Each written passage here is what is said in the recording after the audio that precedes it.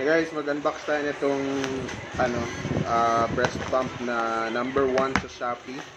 Kasi napakalakas niya daw mag-produce or magbigay ng output. So, in-order siya ng misis ko. And tingnan natin. Ang price niya ay how much? That's $999 pero $999 plus minus the discount. it's $880. 880. So, lahat-lahat na to. So, ito yung product guys. Yubo. So, nakabaliktad lang. So, ano siya? Parang meron siyang dalawang nakakabit. Tapos papalitan mo lang ng papalitan ng yung parang container. Tapos meron siyang air hose para yun yung magsasak. Ito yung gamit namin noon. Ito yung gamit ni Mrs. noon na pump. It's just that na sira na yan kasi yung luma na eh.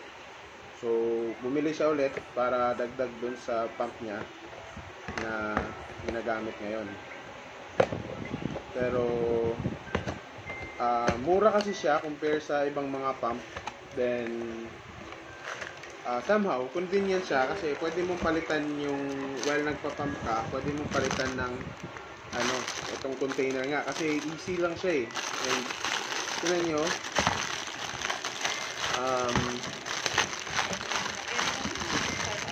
5 ounce yung maximum niya. And then, yan. So noon, mahal ito. Free kasi siyang palitan kasi nakaganyan lang siya, nakalilay. Unlike dun sa ibang pump na kailangan mo talaga i-disassemble lahat, tanggalin sa dudu yung pump para mapalitan mo yung ganito. So, medyo hassle siya kasi yun nga, ganito kasi, yung nakalagay lang ganyan, napuno na siya, basta't may isang ganito ka lang, universal naman kasi ito eh. Pwede siyang ilagyan ng ibang, Hindi pwede, wide neck din. Wala akong standard. ay wala ba? Wala yung, may mga maliliit na ganito, Standard bottle. standard na bottle na pwede mo siyang ipalit dito kahit hindi ito. Tapos ito, meron siyang kasamang tupon ng baby. So, ito yung pump na lalagay sa dudu. Yan. So, meron siyang, ito na yung parang back valve niya dito sa taas. Sa ilalim, sa taas. Ito yung cap, tapos ito yung pinaka-valve. Diaphragm. Or valve nga sa ibang So, ito yung sinasak ng hangin para mag-create siya ng suction dito sa sa may dudu. So, dito tayo sa pump. Rechargeable na pa. So, rechargeable. So, ibig sabihin pwede mo siyang tanggalin from... So, isa pa sa advantage nito, noon yung kasi yung gamit namin, kailangan nakadikit ka sa saksakan kasi hindi siya rechargeable. So, mahirap siya kasi didikit ka talaga sa kung saan may saksakan. Etong Yubo kasi, rechargeable siya. So, ibig sabihin, pag full charge siya, pwede mo siyang mabitbit. Ganyan. So, hindi mo kailangan nakadikit sa may saksakan.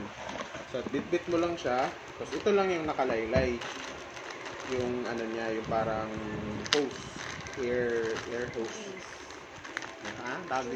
Tubings. Tubings tawag. Ayan. So, isa lang naman siya dito. Tapos, magsisplit siya into 2.